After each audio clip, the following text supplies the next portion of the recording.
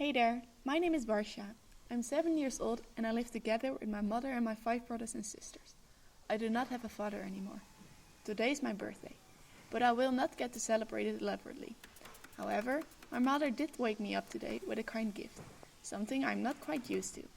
It was a Barbie doll that a friend of her found on the garbage dump a couple days ago. After she gave me the present, I quickly had to hide it away as soon as I could in the room that I share with my brothers and sisters, after which I left for work. Some of my brothers and sisters are coming with me, as they work in the same place as me.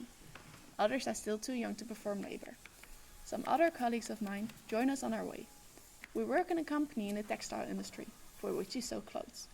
Unfortunately, the factory is rather far away. It takes 1 hour and a half to get there and 1 hour and a half to get back. Furthermore, the labor is tough and does not pay well.